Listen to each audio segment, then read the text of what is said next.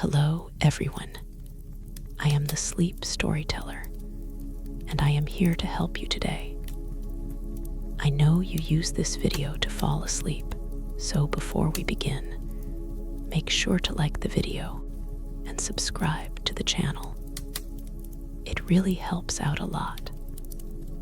Also, let me know in the comments, where are you from and what time are you listening? Now get comfortable and relax. It is said that in the days of old, when the kingdoms of men stood proud beneath the vast and watchful sky, there arose 9 rulers whose hunger for power knew no bounds.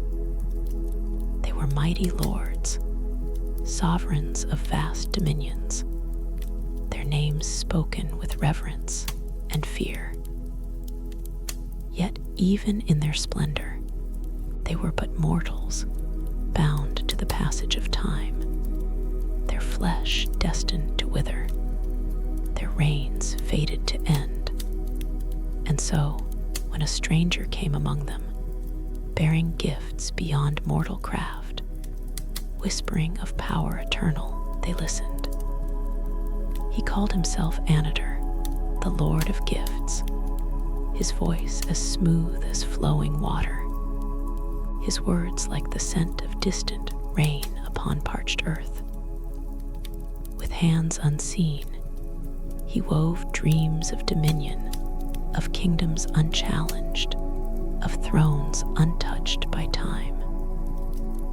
And the 9, blinded by desire, accepted his gifts without question. 9 rings of power they received, each a wonder of unmatched craft, each a vessel of hidden will. Cold was the touch of those rings at first, but soon warmth seeped into them, a slow fire kindling in their very bones. Strength surged through their limbs, their senses sharpened, their lives stretched beyond the reckoning of men. They stood upon their thrones, unaging, undying, their rule unchallenged. Yet power is never given freely, nor are gifts without price. Shadows crept at the edges of their vision. Voices murmured in the quiet of night, and dreams turned to endless whispers of fire and void. At first, they dismissed these as mere echoes of their own ambition, the cost of their newfound dominion. But the truth lay deeper, waiting, patient as the darkness itself. For the rings they bore were not their own. They were bound to a greater will, a shadow lurking unseen, a master whose reach was longer than any mortal reckoning. Sauron, the deceiver, the Dark Lord of Mordor, had woven his essence into each band of gold, shackling the souls of the 9 to his own. They did not know it, not then, but they were no longer kings of their own making. They had become vessels of another's will, their fates sealed from the moment the rings had slipped onto their fingers. And when at last the Dark Lord called, they could not resist. The first to fall was Galadun, King of Rhûn, the greatest of them, whose name had once been sung in golden halls, whose people had once worshipped him as divine. He fought against the voices, clung to his throne, to his crown, to the last remnants of his mortal pride. But the whispers did not relent. They grew louder, insistent, unbearable. They spoke of eternity, of endless reign, of power unfathomable. And when he could resist no longer, he surrendered. The ring upon his finger pulsed, its power sinking deeper into his being, and he felt himself unravel. His flesh turned pale, his hands became shadow, his voice an echo of what once was. He was no longer a king. He was something else, and one by one, the others followed. In distant lands, in citadels of stone and palaces of marble, the 9 kings of men faded from the world they had once ruled. Their names, once carved into the annals of history, were swallowed by the darkness. No longer rulers, no longer men, they became wraiths, bound eternally to the will of their master. Their bodies were unseen, their voices but whispers upon the wind, their purpose now singular. The 9 who had craved dominion had become servants of a darker power. And in the deep places of the world, the first echoes of their new existence stirred. It is said that when the 9 faded from the world of men, the air itself grew colder, and the stars above dimmed as if mourning their passing. No tombs bore their names, no songs were sung in their honor.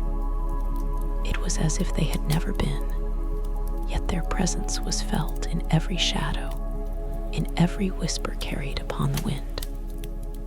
They did not walk as men, nor did they rest as the dead. They drifted between worlds, unseen, but ever near, lingering at the edge of waking thought, their presence a chill upon the soul. And though their mortal tongues had long since fallen silent, they knew one truth above all else. They belonged to the ring. Time lost its meaning to them.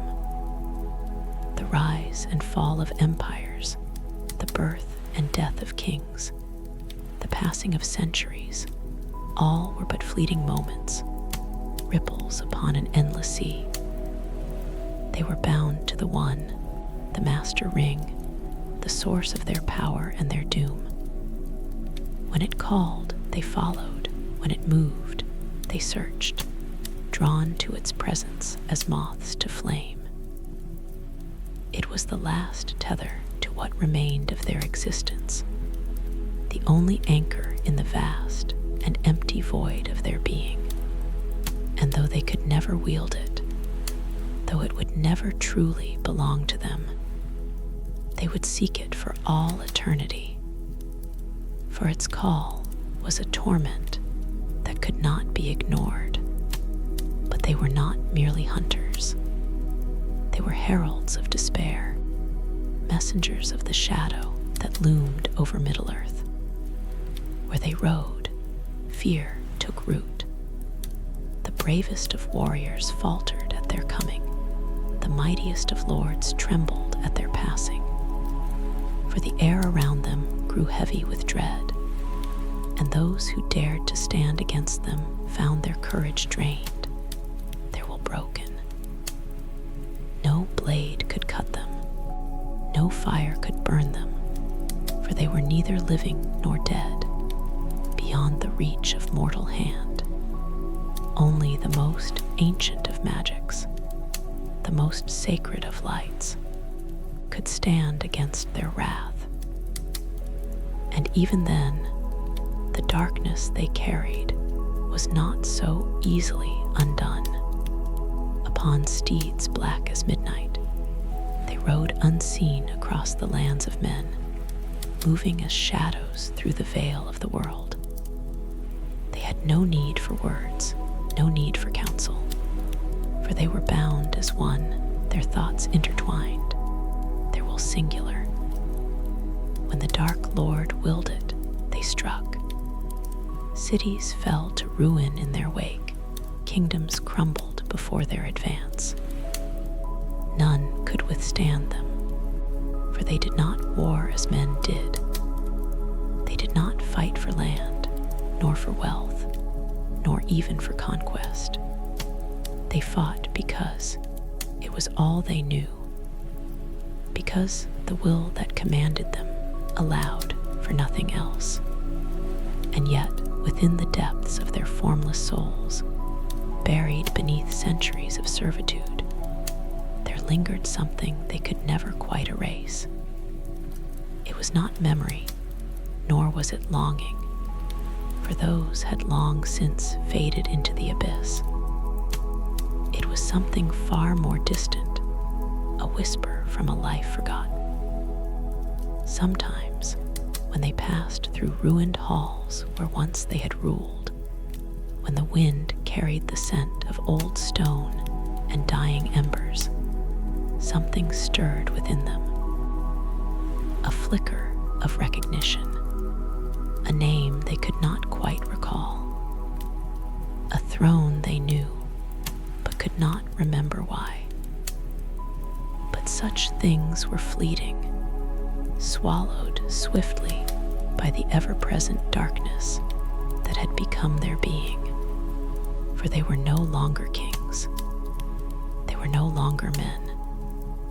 They were the Nine, the Nazgul, the wraiths of shadow, bound to the will of the One Ring until the end of all things. And so long as the ring endured, so too would they, hunting, searching, riding ceaselessly beneath the gathering storm. For there was no dawn for them, no rest, no end. Only the whisper of the Dark Lord's command, and the endless night that followed. The world of men moved forward, kingdoms rising and falling like waves upon an endless shore. Yet the Nine remained, untouched by time, unburdened by age. Their forms had long since faded, their bodies consumed by the darkness that had claimed them. Yet they endured, bound to the will of their master. They were neither flesh nor shadow, neither wholly present nor fully unseen. Where they passed, the air grew still, and the earth itself seemed to recoil, as if nature had not yet reconciled with their existence. No birds sang in their wake. No living thing dared to dwell where their presence lingered. They were fear given form, the whisper of death before its arrival. Through the lands they once ruled, they roamed, yet no recognition stirred in their hollow souls.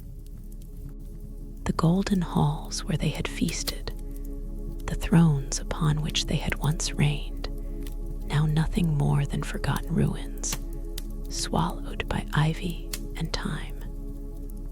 To the world, they had become nameless, their identities erased, their histories lost to the fading echoes of legend.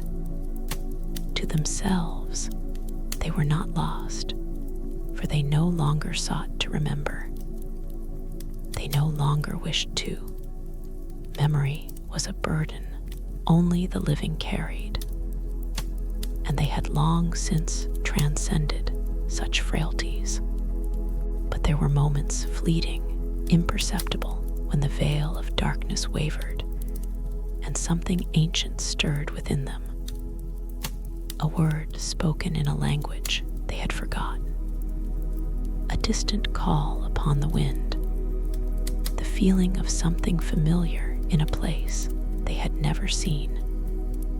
And in those moments, though they did not understand why, they hesitated. It was not rebellion, for the will of their master was absolute. It was not sorrow, for they no longer knew such things. It was merely the echo of what had been a whisper, nothing more, before the darkness silenced it once more. And so they rode, bound not by chains, but by something far stronger. The One Ring, forged in the fires of Mount Doom, the vessel of their master's will. It was their lifeblood, their anchor, the source of their existence. They did not seek it as men sought gold or power. They did not long for it as kings longed for their thrones. They were drawn to it by forces deeper than thought, compelled by its presence, tormented by its absence. To be near it was to no purpose. To be far from it was to feel an emptiness greater than the void itself. Yet though they sought it, they could never claim it. Even if it lay at their feet, gleaming with the power of their master, they could not take it for themselves. It belonged to one alone. Theirs was only to find it, to hunt it, to bring it to him. For as long as it remained in the world, they would never cease. And so they rode, searching, forever searching, through mountains and valleys, through forests untouched by time and cities lost to ruin.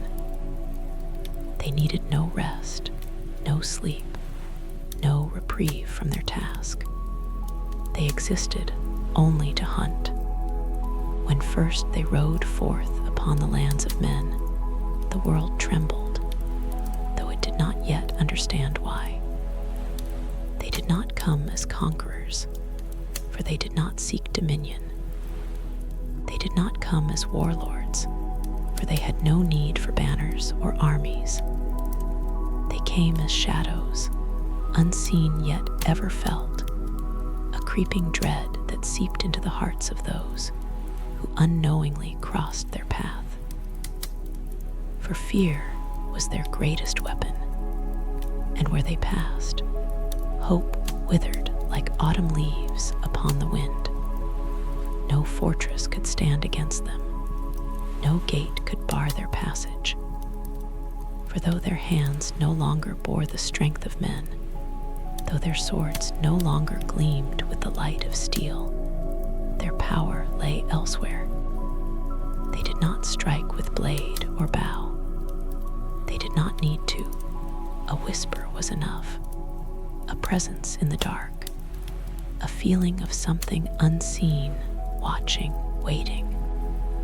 And those who felt it knew, deep in their souls, that to resist was to invite despair. For no man could slay them. No force could unmake them. The first great city to fall beneath their gaze was one that had once belonged to one of their own. A kingdom built upon stone and steel, its towers rising high into the heavens, its walls thick enough to withstand 1,000 sieges. Once, it had been the jewel of its land, its people proud and strong. But strength meant little against fear, and the 9 were fear made flesh. They did not come with fire or war. They did not need to. The city fell not by blade, but by silence. Its people, once defiant, locked their doors, whispered in hushed voices, huddled in the dark, hopping, praying that the shadows would pass them by. And when at last the gates were thrown open, there was no battle, no last stand, no defiant cry. The city was empty. Its streets were barren. Its halls, once filled with laughter, echoed with nothing but the wind. The people had fled, scattered like leaves before a storm. Some had run to the mountains, others to the depths of the earth, seeking refuge where none could be found. For the 9 did not need to chase them. The 9 did not need to fight. The mere knowledge of their coming was enough. Yet even as their power grew, even as they became legends whispered in fear, the world did not yet know the full weight of their terror. For they had not yet revealed their true strength. They had not yet shown the depth of their master's will. That would come in time.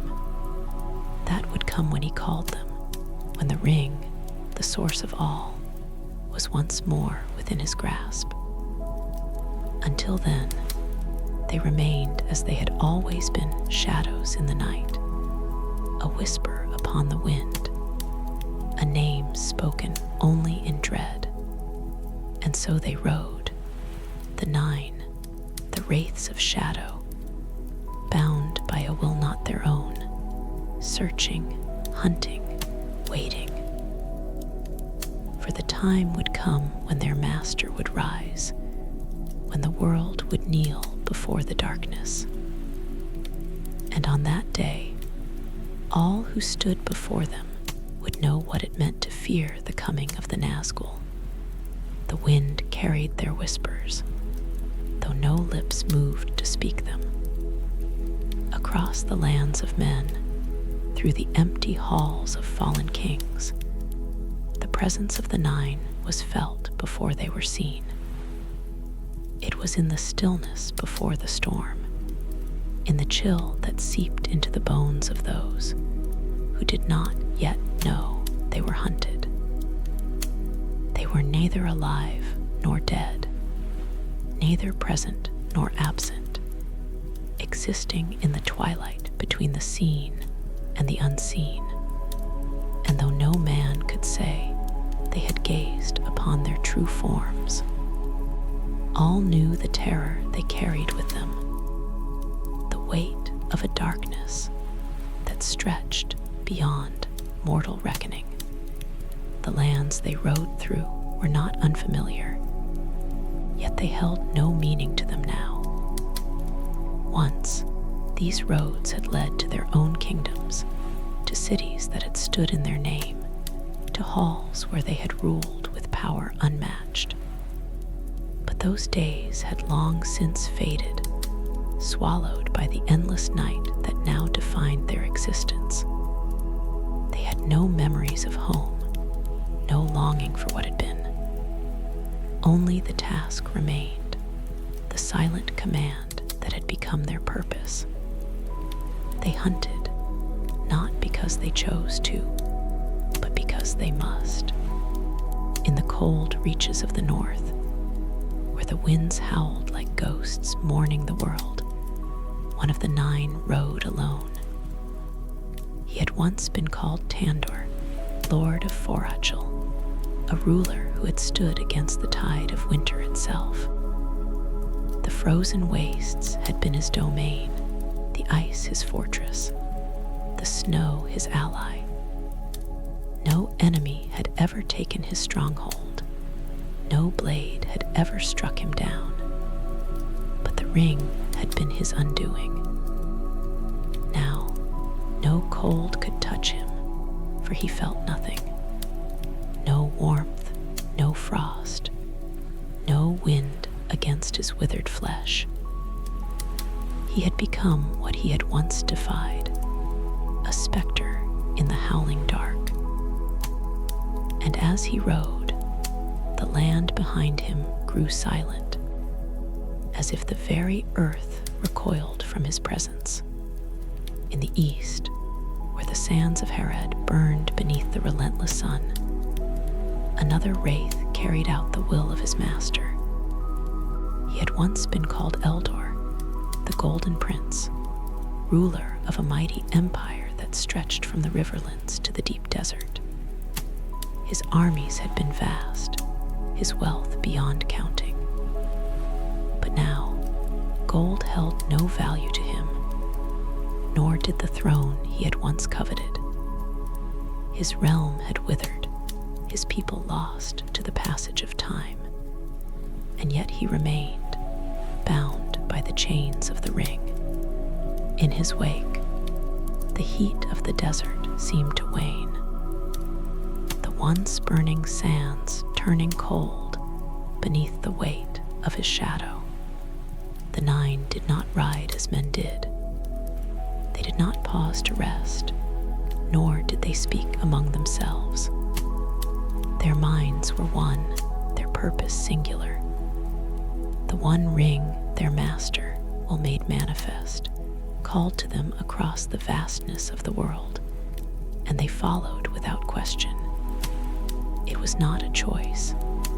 It was compulsion, a hunger that could never be sated, a craving that burned deeper than thought. And though centuries passed, though the world changed around them, they did not waver. They would seek it until the end of all things. It was in the West that the nine first revealed themselves to the world of men, no longer content to exist as whispers in the dark. The great city of Minas Ithil, once a beacon of light against the encroaching shadow, stood proud upon the slopes of the Effeljueth. Its towers gleamed in the silver glow of the moon, its walls unbroken, its people unafraid. But the nine came, and with them, a darkness that could not be undone. They did not march with armies, nor did they come with banners unfurled. They arrived in silence. Their presence felt long before their forms were seen. The sentries upon the walls felt the weight of their approach, a nameless dread creeping into their hearts, sapping their strength, stealing their courage. Their hands trembled upon their weapons. Their voices faltered in their throats. And when the black riders emerged from the shadows of the mountain, clad in cloaks darker than the void, the city knew despair. The gates were strong, built to withstand the siege of 1,000 enemies. But against the will of the nine, no gate could stand. The defenders who dared to resist found their minds unraveling, their thoughts turned against them by fear beyond mortal reckoning. Some fled, casting aside their weapons, unable to bear the presence of the wraiths. Others fell to their knees, hands clutching at their own heads as unseen whispers clawed at their minds. And when at last the city yielded, its gates thrown open not by force, but by fear, the nine entered without a single blade drawn. Minas Ithil fell, not in fire and ruin, but in silence. The light of its towers dimmed, the moonlit walls turned black beneath the growing shadow. And from that day forth, it was no longer a city of men. It became a place of dread, a fortress of darkness, its name lost to time. No longer Minas Ithil, the tower of the moon. Now it was Minas Morgul, the tower of sorcery, a stronghold of the wraiths, their seat of power beyond the veil of life and death. Yet even as they claimed the city as their own, their task remained unfinished. The One Ring had not yet returned, and until it did, they would not know peace. If peace was something they could still understand. And so they rode again across the lands of Middle-earth, seeking, hunting, never resting. For as long as the ring endured, so too would they. The whispers of their passing grew louder. Kings shuddered at their mention. Warriors hesitated at the thought of facing them. Even the elves, ancient and wise, spoke of the Nazgul with hushed voices, for they knew the power of the nine, the terror they carried with them.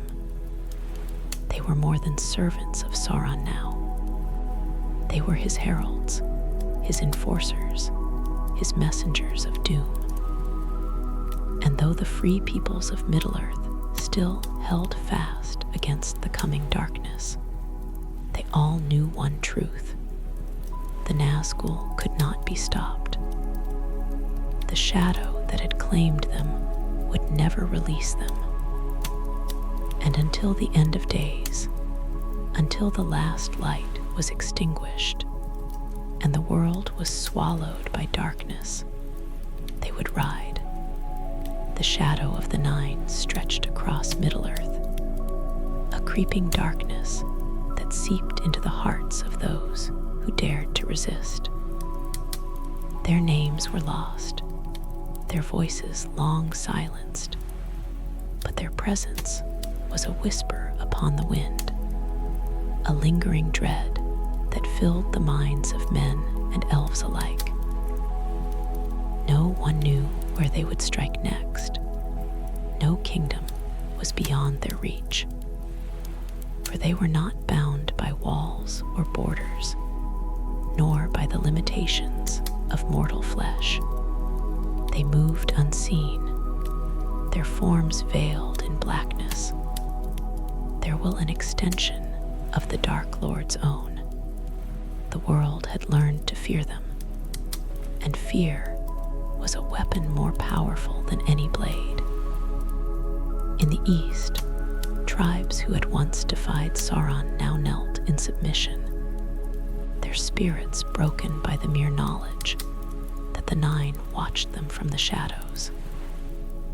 In the south, great cities sealed their gates at night, their people whispering prayers against a terror they could not name.